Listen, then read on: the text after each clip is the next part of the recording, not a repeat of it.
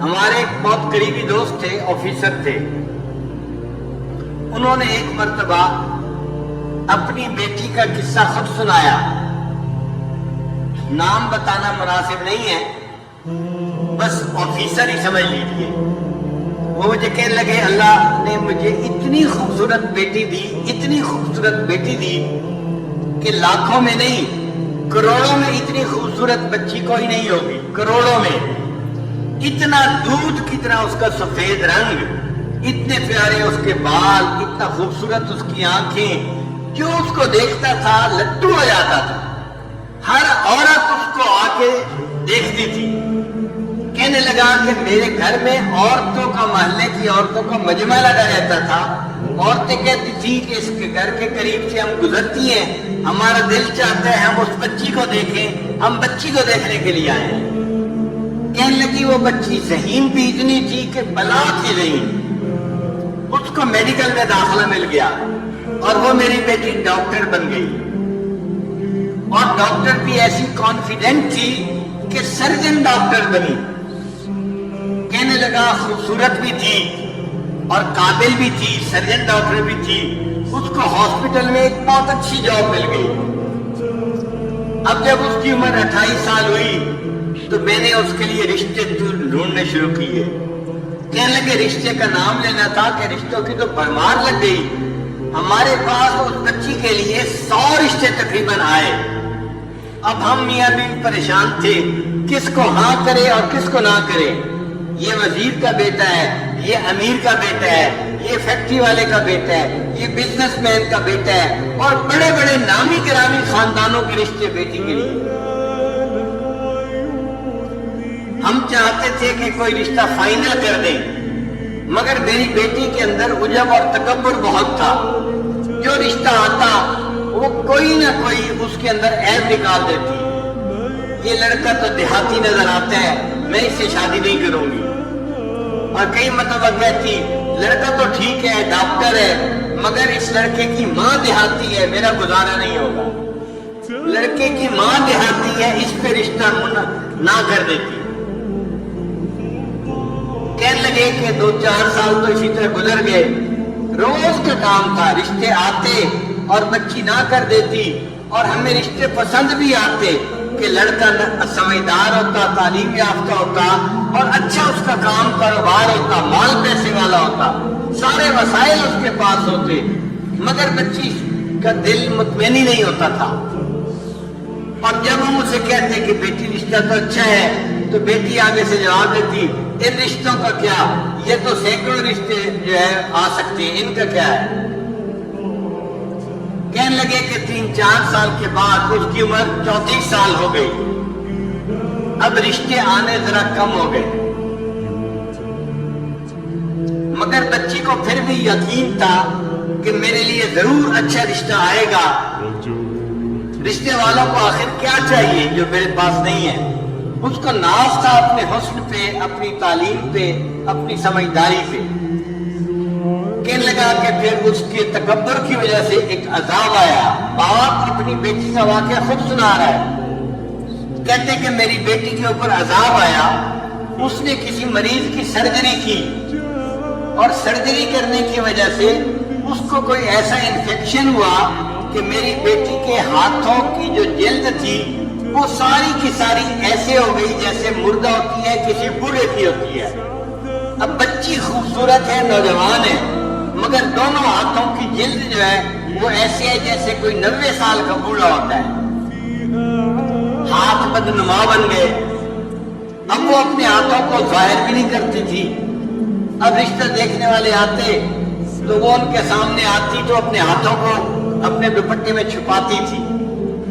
تو لوگ بھی پریشان ہوتے کہ یہ ہاتھ کیوں نہیں دکھا رہی، اور جس کی نظر پڑ جاتی تھی ہاتھوں پہ وہ رشتہ جو ہے ریجیکٹ کر کے چلے جاتے تھے. اب جب رشتے ریجیکٹ ہونے لگے تو میری بیٹی کو فکر لاحق ہوئی. کہنے لگا کہ پھر پریشان ہوئی.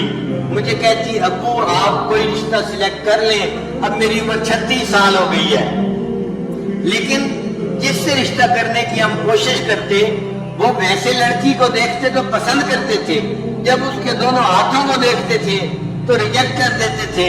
सास नहीं मानती थी, नंद नहीं मानती थी, लड़का नहीं मानता था, हम ऐसी लड़की से शादी नहीं कर सकते, हो सकता है बीमारी बढ़ जाए और पूरे जिस्म की जल्द ऐसी बन जाए, हम इस लड़की के साथ कैसे गुजारा करेंगे। कहने लगे कि फिर ऐसा वक्त आया कि रिश्ते आने ही बंद हो गए। कहते हैं कि मैं बाप हूं, अपनी बेटी की बात बता रहा हूं कि एक ऐसा वक्त आया, वो मेरी बेटी जो नमाज नहीं पढ़ती थी, वो रात को तहज्जुद पढ़ती थी और उसके आंसुओं से मुसल्ला तर हो जाता था। वो अल्लाह से अपने लिए बेहतर रिश्ता मांगती थी और रिश्ता नहीं मिलता था। मैंने अपनी बेटी को जो जलील होते देखा, तो मैं बाप हो के बता रहा हूं कि वाकई इंसान गुनाह करता है, उसकी सजा आखिरत में तो उसको मिलेगी ही सही, अल्लाह ताला दुनिया में भी उसके सजा बंदे को दे देते हैं। ऐसा उसका तकब्बर टूटा कि एक दिन मुझे कहने लगी, अब्बू आप किसी रेहड़ी वाली से ही मेरी शादी कर दें, अब तो मेरी उम्र 40 की करीब होने लग गई है।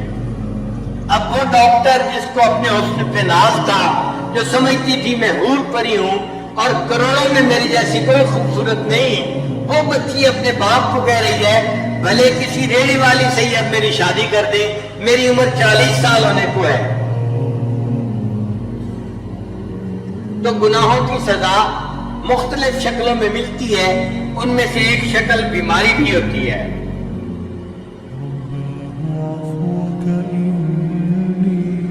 और एक शक्ल होती है कि इंसान को अल्लाह ताला लोगों में बेइज्जत कर देते हैं।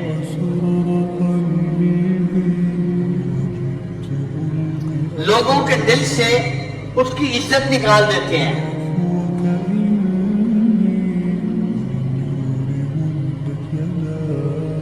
वमन युहिनिल्लाहु फमा लहु मिन मुकरिम, और जिसे अल्लाह जलील करने पे आते हैं उसे इज्जत देने वाला कोई नहीं होता।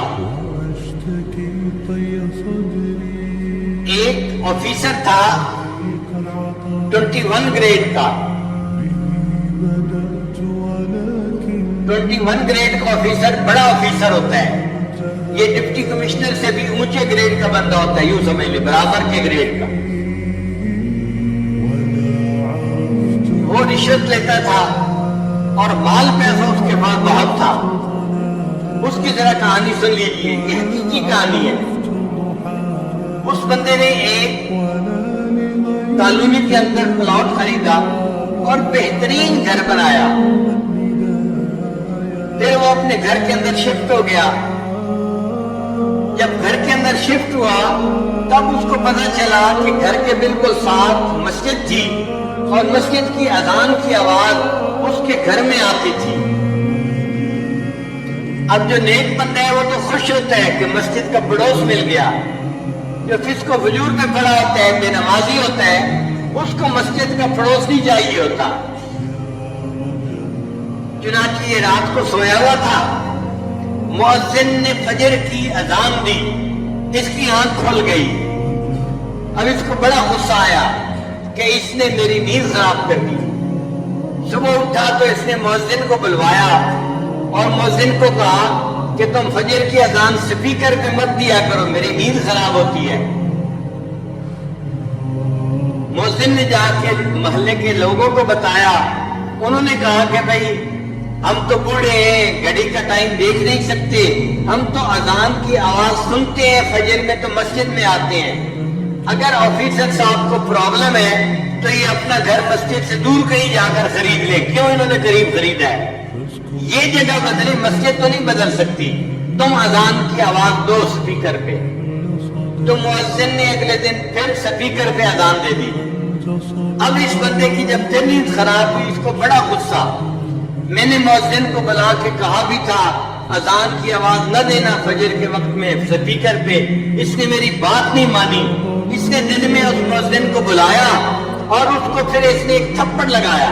मैंने तुझे नहीं कहा था, तुझे मेरी बात समझ नहीं आई थी, मैं फारसी बोल रहा था, तू क्यों नहीं समझा, क्यों तूने अजान दी? अब मुअज्जिन का जो थप्पड़ पड़ा वो बेचारा तो सब्र कर गया, मगर अल्लाह का निजाम हरकत में आ गया। अब इस ऑफिसर के ऊपर पकड़ आई और वो पकड़ कैसी थी कि इसके दोनों बाजुओं के ऊपर फालिज का अटैक हो गया और दोनों बाजू इसके यूं सीने के ऊपर लग गए। بازو لمبے بھی نہیں کر سکتا اور بازو یہاں پر ہیں اور وہ کام بھی نہیں کر سکتا. جب کام نہیں کر سکتا تو دفتر والوں نے اس کی نوکری سے چھٹی کروا دی. وہ جو رشوت کا پیسہ آ رہا تھا، ایک پائپ لائن لگی ہوئی تھی پیسے کی، وہ سب ختم ہو گئی. اب یہ گھر میں پڑ گیا. بیوی خدمت کرنے لگی مگر مزاج افسرانہ تھا، شاہانہ تھا. بیوی کھانا لاتی، اس میں عیب نکالتا، گرم نہیں، نمک ایسے نہیں، فلاں ایسے نہیں، ہر چیز میں عیب. اب بیوی بھی تنگ آ گئی کہ میں سارا دن خدمت بھی کرتی ہوں اور چھوٹی چھوٹی باتوں پہ یہ اتنا غصہ بھی کرتے ہیں اور بچوں کے سامنے مجھے ڈانٹتے ہیں. ذرا ذرا سی بات پہ یہ بیوی کو گالیاں دینے لگ جاتے ہیں. 1 سال بیوی نے گزارا کیا. پھر ایک دن بیوی نے کہا کہ دیکھیں، میں نے 1 سال آپ کی بیماری میں آپ کی دن رات خدمت کی ہے. میں انسان ہوں، میں تھکی ہوئی ہوتی تھی، آپ کی خدمت کو ترجیح دیتی تھی. آپ نے میری خدمت کی قدر نہیں کی. آپ نے بچوں کے سامنے مجھے گالیاں دی. میں خاندانی لڑکی ہوں، میں اتنی بکھری پڑی لڑکی نہیں کہ آپ مجھے بات بات پہ گالیاں دیں. میں اپنے بچوں کو لے کے جا رہی ہوں، آپ جانے، آپ کا کام جانے. تو ماں نے اپنے بچوں کو لیا اور اپنے ماں باپ کے گھر چلی گئی. اب یہ اکیلا پڑا ہوا ہے، گھر میں کوئی کھانا پوچھنے والا نہیں، دینے والا نہیں. ہمسائے میں بھائی رہتا تھا. بھائی کو پتا چلا تو بھائی اس کو گھر لے کے گیا اور اس نے اپنے بھائی کو کہا کہ دیکھو، اب تم میرے چھوٹے بھائی ہو، میں نے ساری عمر تمہارے ساتھ اتنا احسان کیا ہے، تم میری خدمت کرو، میں تمہارے باپ کی جگہ ہوں. تو بھائی گھر لے کے چلا گیا. اس نے اپنے بیوی بچوں کو کہا کہ میرے بھائی کی خدمت کرو، یہ بیمار ہے. مگر جو مزاج بگڑا ہوا ہوتا ہے وہ تو ہر جگہ بگڑا ہوا ہوتا ہے.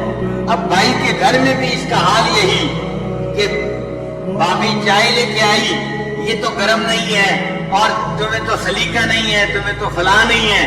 تو بھابھی اس کی باتیں کیسے برداشت کرتی؟ اس نے چند دن دیکھا. چند دن کے بعد اس نے اپنے خاوند کو کہا یا تو تم بھائی کو گھر پہ رکھ لو یا پھر مجھے گھر پہ رکھو، ورنہ میں گھر سے جا رہی ہوں. اب بھائی کو اپنا گھر بھی ٹوٹتا نظر آیا. ایک دن بھائی نے آ کے اس کو سمجھایا، میری بیوی آپ کی خدمت کرتی ہے، میرے بچے آپ کی خدمت کرتے ہیں، آپ ان کو کیوں ڈانٹتے ہیں، کیوں ان سے غصے ہوتے ہیں؟ اس نے بھائی کو بھی جو ہے وہ سنانی شروع کر دی. تم رن مرید ہو، تم بیوی کے جو ہے غلام ہو، تم کوئی انسان ہو، تم مرد ہو، تمہارا یہ حال ہے، تمہارا یہ حال ہے. اب جب اس نے بھائی کو اس کے بچوں کے سامنے ڈانٹا تو بچوں نے اپنے باپ سے کہا ابو جی اس بھائی کو یہاں سے چھٹی کراؤ. بھائی کو بھی غصہ آیا. تقریباً دن کے کوئی 9 بجے تھے، گرمی کا موسم تھا. اس نے اپنے بچوں کے ساتھ اس کی چارپائی کو اٹھایا اور اٹھا کے اس کو باہر جا کے گلی کے اندر رکھ دیا. سڑک تھی دروازے کے اوپر. اب یہ سڑک کے کنارے پڑا ہوا ہے اور اس کے جو ہے وہ پوچھنے والا کوئی نہیں، اس کو کھانا دینے والا کوئی نہیں. جب سورج اور بلند ہوا تو گرمی بھی تھی، پسینہ بھی تھا. اور اللہ کی شان دیکھیں، اس دوران اس کو ٹانگوں پہ فالج ہوا اور اس کی ٹانگیں بھی جیسے ہاتھ سینے پہ لگے ہوئے تھے، ٹانگیں بھی سینے کے ساتھ لگ گئی. اب یہ گوشت کا لوتھڑا بن گیا. نہ ہاتھ ہلا سکتا ہے، نہ پاؤں ہلا سکتا ہے، صرف دیکھ سکتا ہے، بول سکتا ہے. سڑک کے کنارے پڑا ہوا ہے. اب اس کو بھوک لگی ہوئی ہے کیونکہ 1-2 دن سے اس نے کھایا نہیں تھا. اب جب اس نے آتے جاتے لوگوں کو دیکھا تو لوگوں سے بھیک مانگنی شروع کر دی. اللہ کے نام پہ مجھے دے دو، میں بھوکا ہوں، مجھے بہت بھوک لگی ہوئی ہے. جس اللہ کا نام سننا اس کو گوارا نہیں تھا، اذان ہوتی تھی اس کی نیند خراب ہوتی تھی. آج سڑک کے کنارے پڑے اسی اللہ کے نام پہ لوگوں سے بھیک مانگ رہا ہے، مجھے اللہ کے نام پہ کچھ دے دو. ایک کالج کا لڑکا جا رہا تھا، اس نے اس کو 10 روپے نکال کے دیے. یہ کہنے لگا بچہ میں اس 10 روپے کا کیا کروں گا، نہ میں چل سکتا ہوں نہ آ جا سکتا ہوں، مجھے تو بھوک لگی ہے، روٹی لا کے دو. اس نے روٹی غریب سے خریدی اور لا کے دی. جب روٹی لا کے دی اس نے تو یہ کہنے لگا کہ میں اپنے ہاتھ سے تو روٹی توڑ کے کھا نہیں سکتا, آپ پلیز مجھے روٹی کھلا بھی دیں. وہ لڑکا کہنے لگا مجھے تو کالج جانے اور دیر ہو رہی ہے, میں نے روٹی لا کے دے دی, اب کھلانے کا ٹائم تو میرے پاس نہیں ہے, میں یہ روٹی رکھ کے جا رہا ہوں. جب اس نے روٹی زمین کے اوپر رکھی تو یہ سوچنے لگا کہ زمین پہ رکھی روٹی تو میں اٹھا کے کھا نہیں سکتا, نہ ہاتھ کام کرتے ہیں نہ پاؤں کام کرتے ہیں. تو یہ اس لڑکے کو کہنے لگا زمین پہ روٹی نہ رکھیں, مجھے پکڑا دیں. اس نے ہاتھ میں پکڑانی چاہی, اس کے ہاتھ کی انگلیاں ہلتی نہیں تھی, یہ ہاتھ میں روٹی نہیں پکڑ سکا. پھر کہنے لگا اچھا تم مجھے میرے پاؤں میں روٹی پکڑا دو.